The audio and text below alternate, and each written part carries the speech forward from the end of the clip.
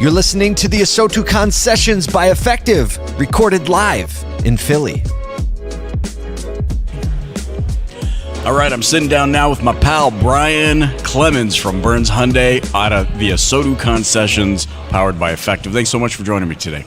Thanks, man. Glad to be here. All right, so a lot of hype. We were walking down from the VIP lounge, and Danielle's saying, tell them why you're here. So I said, don't spoil it. Why are you here? Well, I've been listening to folks like, Paul, Kyle, yourself. I'm very new to the automotive industry when you look at it as a career. I've only been doing this about three and a half years.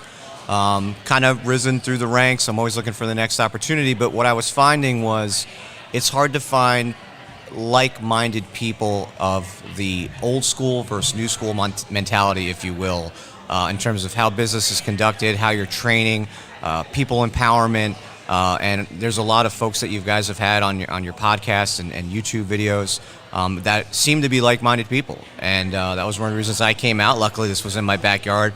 Where I work is only in Cherry Hill, New Jersey. It's 30 minutes away. Right. But honestly, I think if this had been in Buffalo or Cincinnati or Louisville or Texas, it's nice to know that, for someone who doesn't have 20 years experience, like, hey, there's other people out there who have similar thought patterns to you. You're not crazy. You're not, you got your GM sometimes telling, I've been around for 35 years and that's just not how we do business here. Right. And being like, well, actually, there's more than one ways to get to the store. Maybe it's a left at that light or a straight or right here. But, it's nice to know that there's some validation and people are having success, not just in business, but putting the people first and knowing that the business will be successful because of the people. It's funny you say that. I remember as a teenager, my buddy said, here's the challenge. We'd both got our licenses, so we're new drivers. He's like, we have to make it to your house from my house only taking right turns.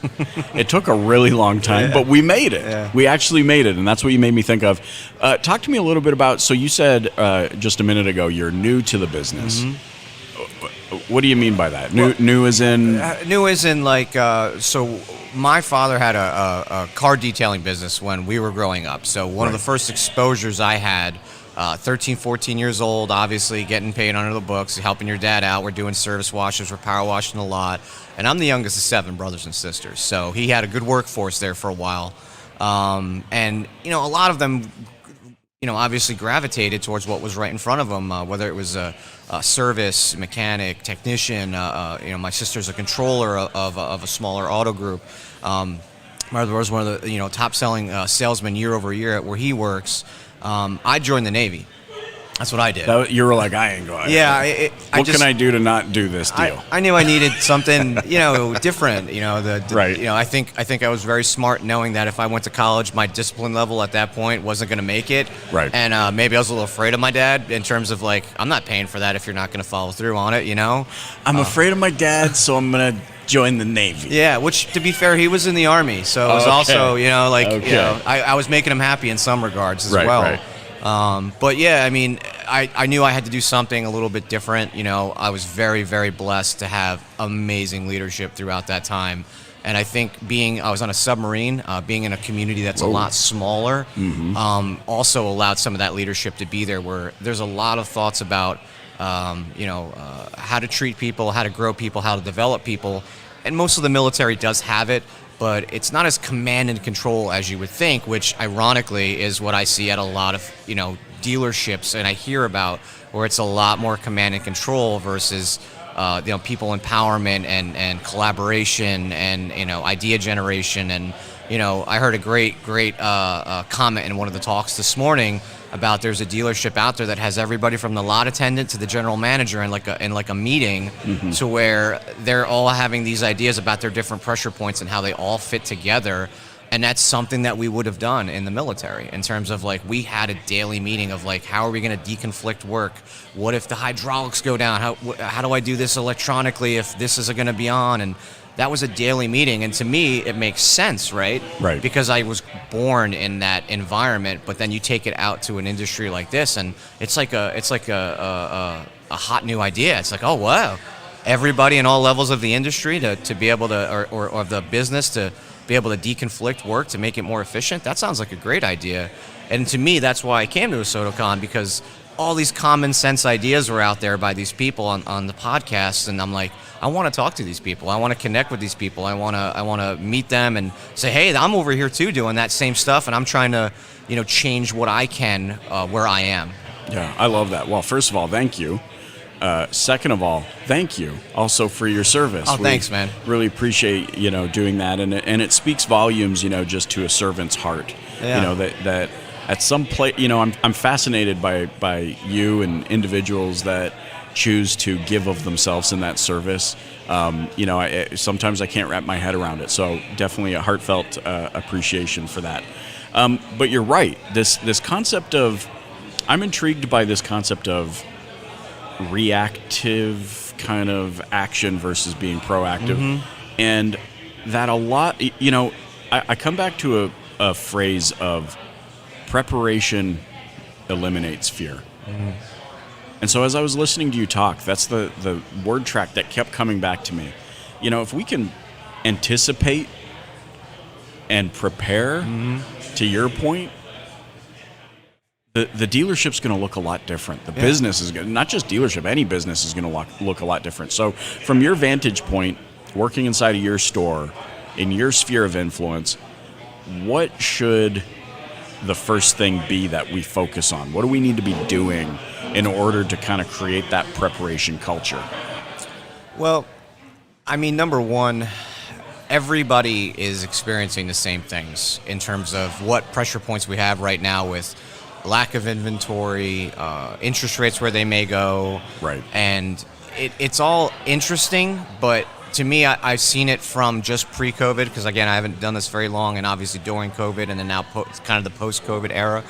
And honestly, all the objections are there that a customer may or may not have, but they're just different phrasing. Meaning, like, it doesn't matter in terms of what cars I have on the lot. Is there a market adjustment? What's the person's credit? That doesn't matter. Right. If I know that I have someone coming in, let's say at a Hyundai Tucson, why don't I not have a Hyundai Tucson out in front of the dealership ready for that customer to see, knowing that they're probably going to want to look at that? The same questions you're going to ask when a customer comes in. What drew you to that vehicle? What are you driving currently? That kind of preparation that, like you said, eliminates the fear, because eventually these practice responses, you're going to hear the same thing. Right. I need fuel efficiency. I need safety. I need reliability. I need comfort, right? None of those things have to do with our inventory levels or interest rates or anything else. You're just, helping the consumer, move from one direction to the other. You're a facilitator of change, if that makes sense. Yep. I recently purchased a home. I had an amazing realtor. Part of why he was so amazing was because this is a stressful process that takes a long time, and he was there to help facilitate the change throughout the process with his follow-up, with his questions, with getting the right people when he didn't know the answer, who were experts about those things. But luckily in the car industry, all of these things are things that we can practice about having the product knowledge, knowing the right questions to answer, anticipating the customer's needs, because you've had them say the same things to you probably 12 to 14 times in a given week of interacting with them. Because most people right now, what is it? It's gas prices. So they want something fuel efficient. They want a hybrid. They want a plug-in hybrid. But sometimes they're driving a car that might only be getting 17 miles per gallon. What is really fuel efficient mean to them? That's important. Like, that's what separates really good sales folks from people who just take orders, at a restaurant, what I mean? Mm-hmm. And even though people at the restaurant will upsell you when you're trying to get a dessert, they'll be like, hey, so that talent's out there too. How do you admit it? So the other thing that comes to my mind is, in order to do this effectively, you have to be willing to address problems. Mm-hmm. Like you said, kind of this removal of friction, or the removal of roadblocks, or whatever it might be. You have to be willing to admit that there are problems in place. And the challenge that I see, our human nature kind of wants us to shy away from that because it feels too negative. Mm-hmm. How do you balance that to say, hey, no, like, we are going to address problems and we are going to call them out, but we're also going to maintain a balanced psyche, if you will, where everyone's not just discouraged all the time? Mm-hmm. I think what's key is understanding what the customer needs, and then understanding what when I was a recruiter in the Navy, we would call it the need behind the need. People can ask for certain things, and they saw it online. It was what their neighbor had told them, but effectively, when you actually understand why they want that thing, sometimes you do have a product right then and there in order to help solve it. But the other thing is that a lot of culture now is built on an instant gratification.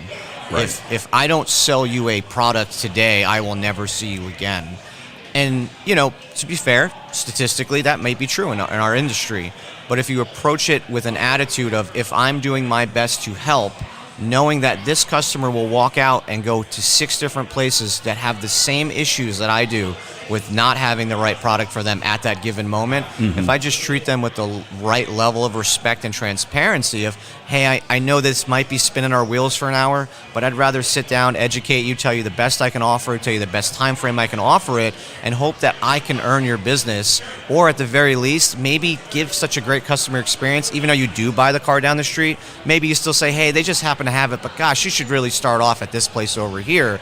Because that's the unknown. You can't measure that. Not everyone's beating down the door and saying, I'm only coming here because I didn't buy a car here and I referred my friend. Right. We'd like to hear that, but all of those things, again, I think that adds up to a better customer experience. And realistically, that's what's going to make the gross volume and the sales volume and the dealership's going to grow anyway, by almost detaching yourself from the immediate results and really just caring about the customer.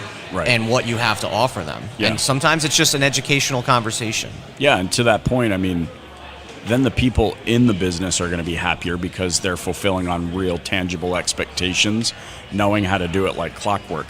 Speaking of preparation, all of this planning we put into ASOTU Con, and we didn't think open doors, maybe a flywheel. Are you seeing that fly rolling around? There's a fly rolling around. I promise it's not because Brian and I smell bad. It's just legit. It is so into the conversation that it has to hang around. Talk to me a little bit about the Navy. So submarines, is that? Yeah. They offered me a couple different jobs, and they said submarines paid more. So I said, sounds good to me. Sounds good to me. So, did you ever have moments of extended periods of time on the vessel where you were like, and definitely still underwater and in a metal tube? Like, how do you deal with that? I always liked to read as a kid, but is because I always was a troublemaker, which ironically is ASOTU Con. Yep. So I was often put in my room to read because that was like the way of like, hey, we don't want to punish you per se. We want you to do something productive with your time. The isolation never bothered me, but like so much goes on in the operation of something like that at any given moment. It's not as boring as you think, but it's not as super stressful because we're very prepared. We literally would practice every kind of drill imaginable over and over and over and over again to where it becomes a muscle memory. Because unfortunately, or fortunately, depending how you look at it, if there's a casualty on board, a fire, a flooding, there is no time to think. It needs to be handled immediately because there's no fire department to call, right? You have to know everything inside and outside that submarine. We could sit here and talk about, if I take a drop of seawater, how do I make that into a breathable air for me on the submarine? Like, that is something that they do through a process, using all the equipment on the submarine. You have to know all of that because, God forbid, the worst case scenario happens. I need someone who knows how to do my job, and I know someone who has to do their job to a bare minimum level. But theoretically, could I have, with the guidance of some other people, started up the nuclear reactor? Well, at a certain point, everybody's got to do that. My job's communications, so that guy who could start the nuclear reactor has got to know my job too, And I always learn that cross-training. There's never this like, well, that's not my job, so Brian should be the one to do that. That's his job. There's always human nature of pushback of who wants to become an expert at something and who wants to kind of be a jack of all trades. Right. But no, literally there is a warfare pin that you must earn by learning all of this knowledge. This is a job requirement. It's understood that unless extreme emergency, that it's not really going to come up. But a lot of people take pride in the knowledge that they got and still continue to have 3, 4, 5, 6 years after they got it because of what it meant to get that warfare pin. Like anything else, anything worth having is very difficult. You know what I mean? And the easier it is, probably the less it's worth having. And to earn this warfare pin, it takes 6 to 9 to 12 months to get the knowledge, go through the requisite exams and boards and everything else to get this thing.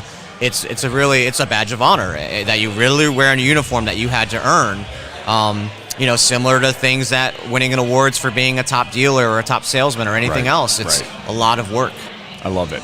Moving from military into dealership, I'm sure you had lots of ideas on how things should go. What was maybe the biggest eye-opener, kind of taking some of that culture from military and injecting it into the store? Was there an adjustment period? Can you get away with, you know, discipline on the same level, or do you have to make some adjustments in the business world? I think, I mean, the adjustment really comes down to the urgency. I think that was the hardest thing in terms of the really only negative I think that I took from what I did in the military was the sense of urgency in accomplishing tasks or completing the mission, if you will, isn't the same. You know what I mean? You have time to do things. You know, a customer waiting because finance is backed up, or a customer coming back 2 days later because they got a check engine light on a car they just bought. Things like that happen. How I would respond in the military to something like that, the level of urgency, the intensity level that automatically gets trained into you might be a little bit different. But generally, most of the stuff was very positive in terms of having the discipline to do the things that most people don't like to do, like, for example, following up with customers. You know what I mean? Like, that's nobody likes doing that. It making cold calls. You know, things that really separate you from the average person that really are jobs. Like, that's just standard thing that we're supposed to do. But we all know that everybody likes to hang around and get some coffee, and that's okay too. We're there for 8 to 10 hours a day. But the discipline aspect of the military really helped to say, okay, I can still be task focused. I can still complete my tasks. I can still be very efficient because I can want to change processes and systems to be efficient. But I think the only real downside was really the urgency level I had to dial back a little bit. Because, look, finance being backed up isn't the same thing as a fire in a submarine. So. Yeah, fair enough. Man, so much fun. Brian Clemens, thanks so much for joining me on ASOTU CON Sessions on behalf of Effectv TV.